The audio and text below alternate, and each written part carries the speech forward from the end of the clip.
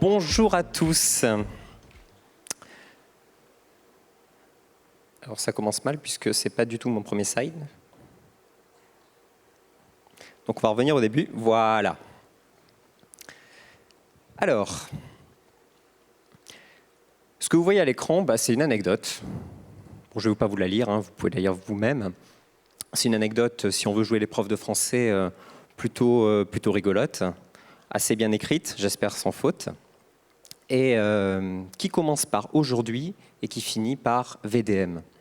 Alors ça aurait pu être n'importe quelle anecdote, mais vous l'avez tous reconnu, c'est une VDM, elle a des codes très précis, 300 caractères, qui commence par aujourd'hui, qui finit par VDM.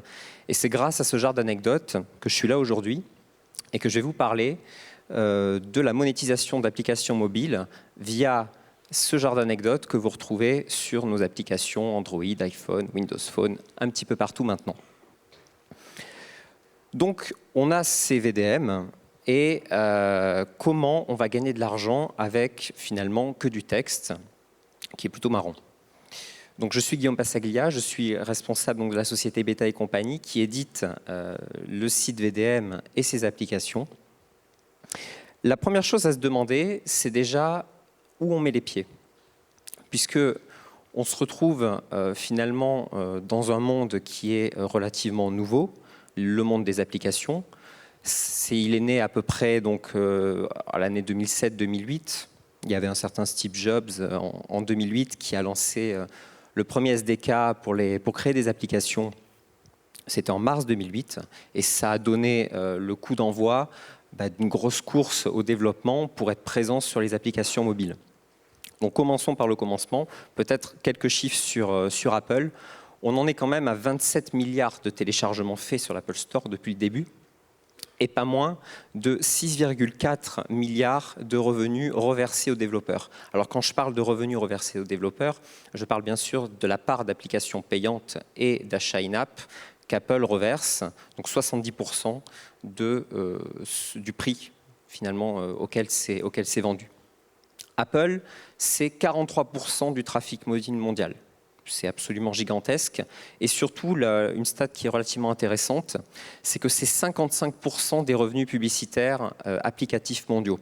C'est-à-dire qu'ils n'ont pas le plus gros trafic, mais par contre, la part des revenus publicitaires est relativement importante. Dernière statistique assez intéressante, c'est que parmi tous les utilisateurs, vous êtes 45% à n'avoir jamais dépensé plus d'$1 dans une application. Ça fait réfléchir puisque, comme on va parler monétisation, si vous voulez vendre votre application, il faut savoir que 45% des utilisateurs d'Apple ne seront jamais prêts à payer plus d'$1. On va faire la même chose chez Google. Google est arrivé après Apple, mais son arrivée a été fracassante, puisqu'on en est aujourd'hui à 29 milliards de téléchargements. Mais par contre, fait intéressant, c'est que nous avons uniquement 1,2 milliard de dollars reversés aux développeurs.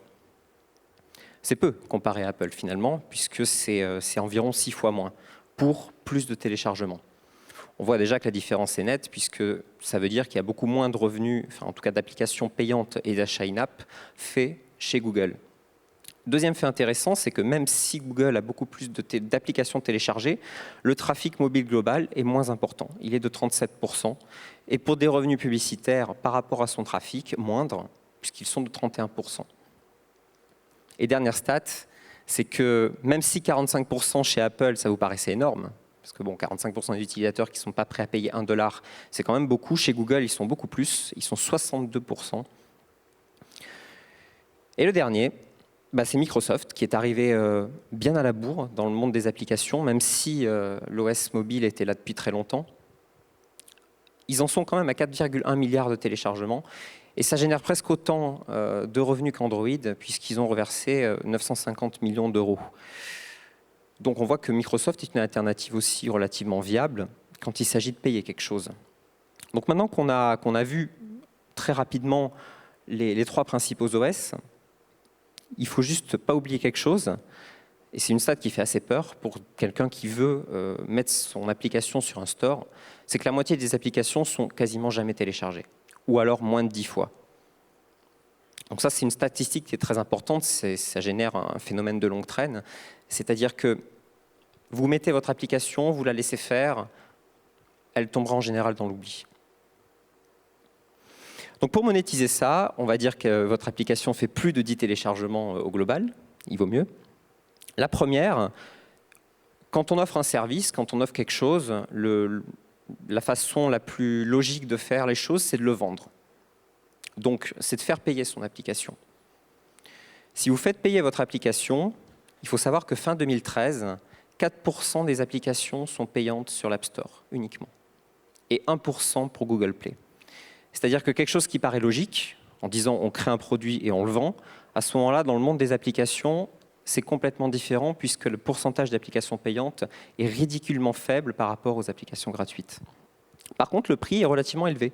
Si on prend que les applications payantes, à ce moment-là, on est à 3,69 $ en moyenne chez Apple et 2,8 $ pour Google, ce qui est un poids quand même non négligeable par application si on veut la vendre.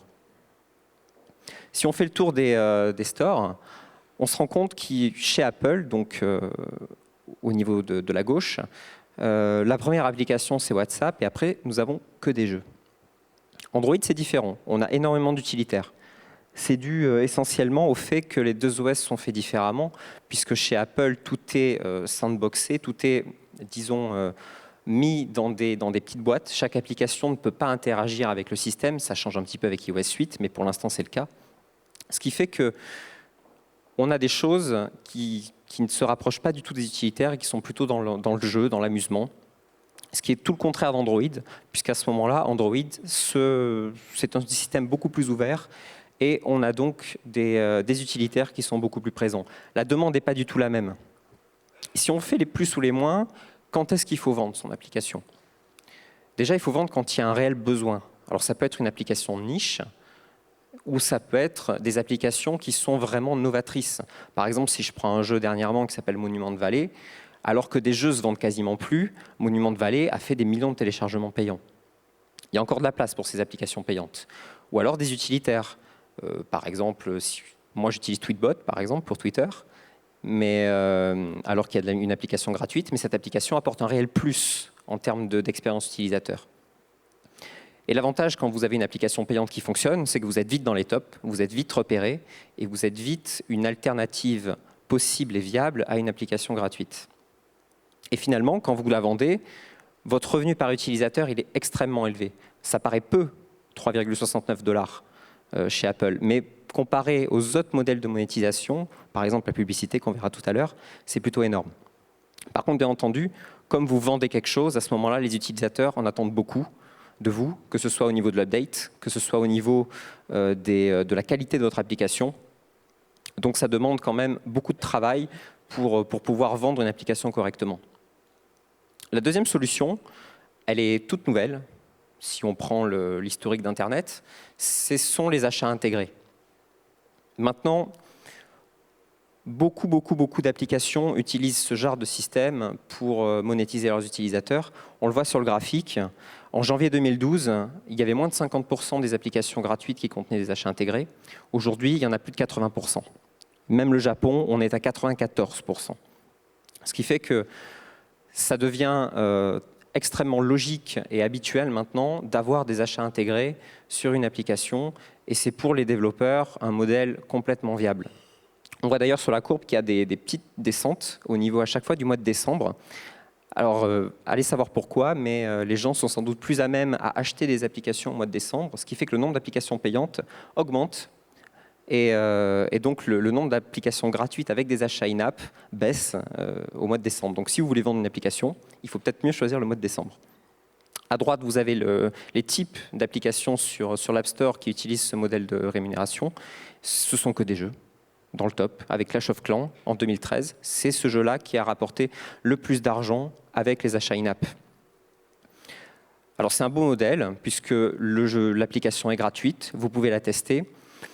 Forte rentabilité en cas d'addiction, puisque en général, quand on vous propose d'aller plus loin dans un jeu, vous devez payer. Quand vous devez avoir des bonus, vous devez payer. quand vous devez faire plein de choses, vous devez toujours payer.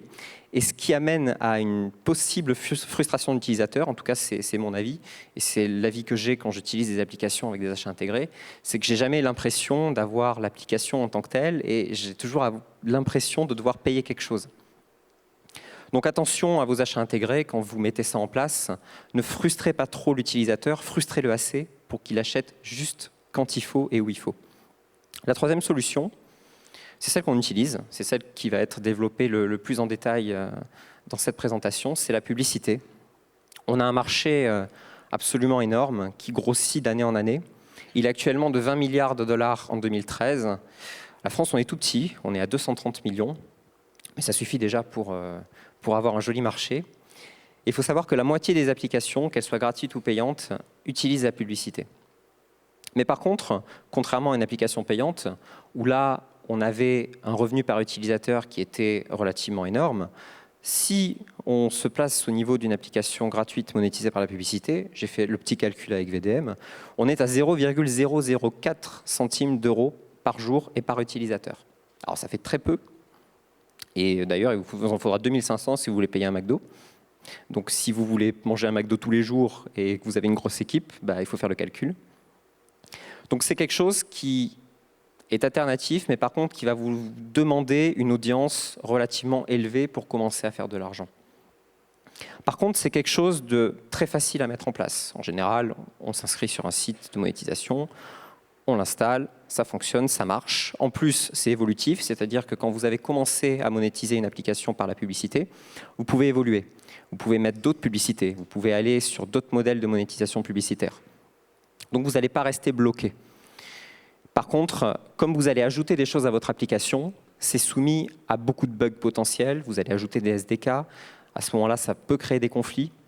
Vous pouvez vous retrouver avec des choses que vous ne voulez pas sur votre application, des formats poubelles, des publicités pour des sites peu recommandables. Elle est aussi difficile à optimiser, puisque même si c'est facile d'installer de la publicité, vous verrez tout à l'heure qu'il n'y a pas que ça, il faut l'optimiser, sinon ça ne marchera pas. Et bien sûr, elle est soumise à la demande, c'est-à-dire que la demande fluctue en fonction des années et des mois. On aura beaucoup plus de demandes entre septembre et décembre que par exemple au mois de mars ou avril. Alors comment choisir ? Bon déjà, personne ne s'est levé un matin en se disant « Ouh, j'ai fait une super application, je vais la lancer sur Windows Phone ». Pour l'instant, ça ne marche pas. Bien sûr, vous allez choisir plutôt Android, iOS, peut-être aussi Windows Phone si vous avez une équipe assez grande pour lancer toutes les applications en même temps. Mais ce qu'il faut penser, c'est surtout que le modèle de monétisation doit être construit en même temps que vous construisez l'application. Si vous rajoutez juste un bandeau de pub en bas sans réfléchir de manière correcte au placement, à ce moment-là, votre bandeau de pub ne fonctionnera pas. Si vous mettez l'achat in-app pas au bon endroit sur l'application, avec pas les bons triggers, c'est pareil, personne ne l'achètera. Et si vous faites une application qui ne mérite pas d'être payée, personne ne va passer à la caisse avant de télécharger votre application. C'est pour ça qu'il faut vous poser les bonnes questions. Et vous pouvez très bien avoir plusieurs modèles de monétisation selon la plateforme. C'est avec l'exemple d'Angry Birds, on voit qu'ils ont fait une application gratuite sur Android, mais ils ont fait une application payante sur iOS. Attention aussi à la catégorie de votre application. Un jeu n'est pas monétisé pareil qu'une application. Pas du tout. On voit que pour les jeux, on fait beaucoup de l'achat in-app. Par contre, pour les applications, on aura plutôt tendance, si elle est indispensable et si elle apporte un vrai plus technologique, à ce moment-là, on pourra la faire payer. Mais pour tout ça, la meilleure des solutions, c'est vous mettre à la place de l'utilisateur et vous dire, bon, est-ce que mon application vaut le coup d'être payée? Est-ce que mon application vaut le coup d'être essayée et d'être rentabilisée après par de l'achat in-app? Est-ce que c'est possible de faire ça? Sur VDM, on aurait très bien pu se poser la question, si par exemple, on faisait payer des packs de VDM, genre 69 centimes le pack de VDM. Ça aurait pu. On n'a pas choisi ça, mais c'est très bien, c'est une possibilité. Et si vous avez bien choisi votre modèle, ça fonctionnera. Il n'y aura pas de problème. Mais n'hésitez pas à changer. On a tous droit à l'échec. Si vous avez choisi un modèle de monétisation, que vous avez des gens, que ça ne fonctionne pas, que les gens ne transforment pas, changez, tout simplement. Juste 2 petites minutes, parce que je sais que beaucoup de monde nous pose la question. Comment est venu VDM? Et ensuite, comment on monétise nos applications VDM? Ça, c'est Maxime Valette. C'est peut-être que quelques personnes le connaissent, il était d'ailleurs au Web Today l'année dernière. C'est mon associé depuis déjà un petit paquet d'années, depuis 2006. On est issu du jeu vidéo où on s'est rencontrés il y a maintenant plus de 10 ans. Et lui finissait ses études à 18 ans. Moi, je finissais mes études aussi. Bon, je suis un petit peu plus vieux, puisque là, j'ai 32 ans. Et on a décidé de créer une boîte qui s'appelait Beta et Compagnie, dans laquelle nous éditions nos propres services web. Et on n'avait pas envie de faire ça pour les autres.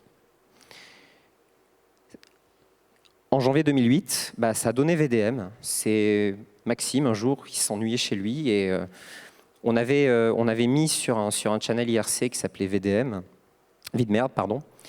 Il y avait plein de VDM qu'on avait écrit chaque jour, tout ce qui nous arrivait. Aujourd'hui, mon frigo s'est dégivré tout seul, VDM. Bon, c'était pas super drôle, mais nous, ça nous faisait marrer. Et il s'ennuyait donc un samedi après-midi. Il s'est dit, tiens, si je prenais toutes ces anecdotes et que je les mettais sur un site web qui s'appellerait videmerde.fr. Bon, c'était une idée un peu bizarre. On a même demandé s'il était un peu suicidaire à l'époque, mais pas du tout. Et ça a fait rire les gens. Et un jour, un mois après, le serveur est tombé, il a craché complètement et on s'est rendu compte que c'était parce qu'il y avait beaucoup de monde qui visitait le site. Et là, en tant qu'entrepreneur, on s'est dit, il y a peut-être quelque chose à faire. 3 mois après, on était au Grand Journal. 6 mois après, on faisait 300-400 000 visites par jour. On s'est rapidement dit, est-ce que les galères, ça plaît aux Français parce qu'on aime bien râler, ou est-ce qu'on peut le faire à l'international?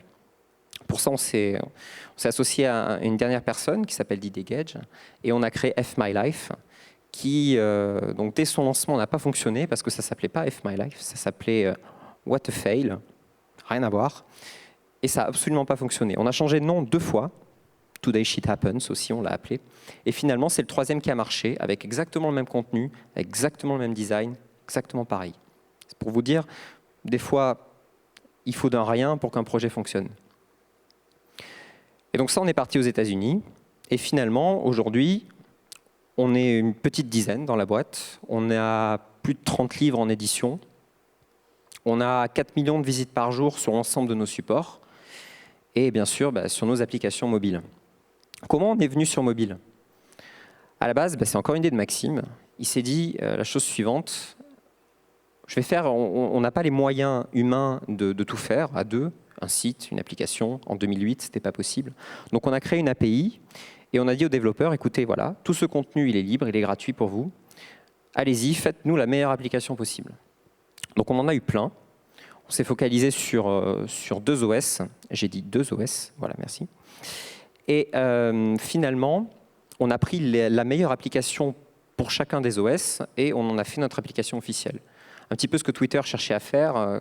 Quand Twitter avait ouvert à fond leur API, ils se sont dit, bon, c'est très bien, on va pouvoir démocratiser Twitter. Et après, ils ont eu des problèmes de monétisation, puisque leurs utilisateurs étaient complètement éparpillés sur diverses applications.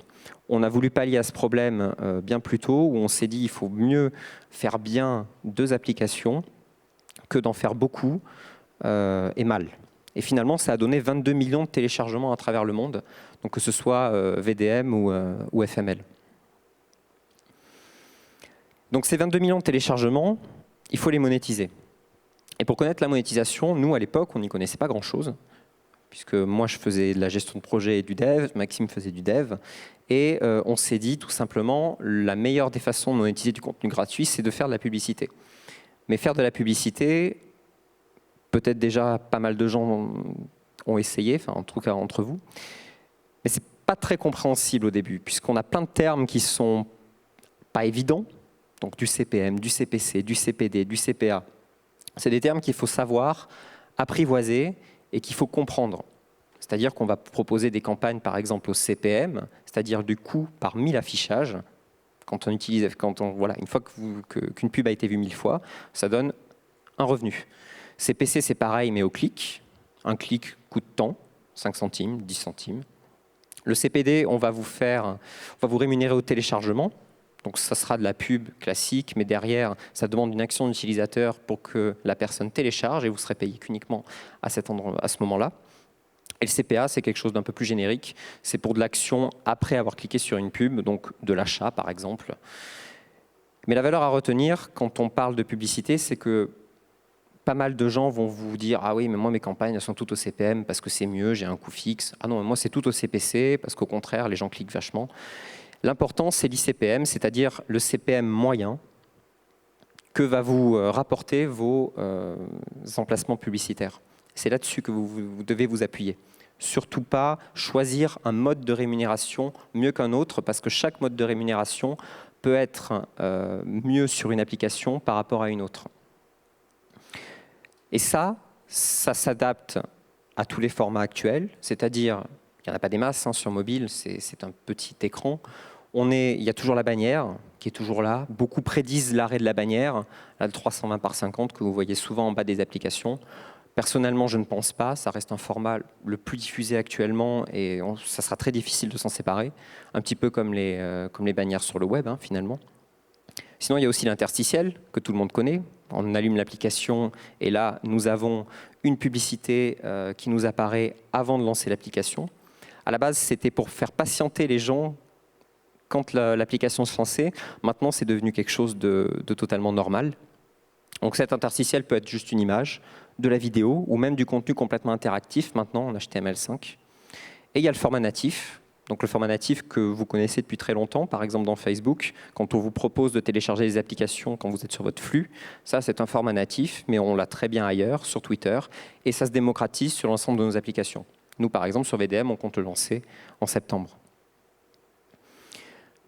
Une fois que vous avez un petit peu compris, comment ça fonctionnait, à ce moment-là, vous faites quoi? Vous choisissez une régie, vous choisissez un réseau. Un réseau, la plupart des gens connaissent AdMob puisque c'est Google, mais il y en a plein d'autres. Plein d'autres. InMobi, par exemple, Millennial, Matomi, des tonnes. Le réseau, on s'y inscrit, c'est facile, ça marche tout de suite. Mais vous avez aussi des régies, MobValue, Mbrand, Yoc, Digital Advert, il y en a plein d'autres. La régie, c'est beaucoup plus différent. Là, on s'y inscrit pas comme ça. C'est des choses qui sont exclusives. En général, une régie, quand elle prend votre inventaire, elle prend tout de manière exclusive. Et vous êtes assez limité en action. Ils gèrent tout. Et vous avez aussi des plateformes, Swellen, Smatou, Mopub, Mobclicks, sont des boîtes à outils multifonctions qui sont un peu plus difficiles d'accès, mais qui, bien utilisées, permettent vraiment de monétiser correctement votre inventaire. Mais nous, comment on fait? On sert de Mopub, et Mopub, Mopub qui a une place de marché qui fonctionne extrêmement bien. On va récupérer le meilleur de Mopub sur cette place de marché, et les requêtes que Mopub rejette vont aller sur notre ad server qui s'appelle Swellen. Et via Swellen, on sert nos clients en direct, on sert aussi à aller sur nos SDK publicitaires comme Millennial, InMobi ou AdMob, et sur leur marketplace qui est typiquement française, et tout ça sans jamais perdre une impression, ce qui fait qu'on est optimisé à 100%. Et ça, c'est extrêmement important, parce que pour ce que ça donne, là, en juillet et en septembre, on voit que les revenus sont quand même relativement intéressants et que l'un ne peut pas fonctionner sans l'autre. Si on avait mis que Swellen, on aurait eu finalement à peu près que 80 000 € sur ces 3 mois. Mais comme on fait aussi des campagnes en direct, comme on utilise aussi tout notre backfill derrière, on optimise au maximum pour remplir au mieux nos interfaces et nos applications. Et ça d'ailleurs, on le propose aussi à d'autres éditeurs via un pôle régie qu'on a monté et qui s'appelle Décalé. Bien sûr, les utilisateurs en général, vous allez me dire, la pub c'est bien beau, mais on n'aime pas trop ça. Moi je dirais non, c'est juste qu'il ne faut pas vous prendre pour des cons. Désolé pour le langage, mais c'est un peu ça.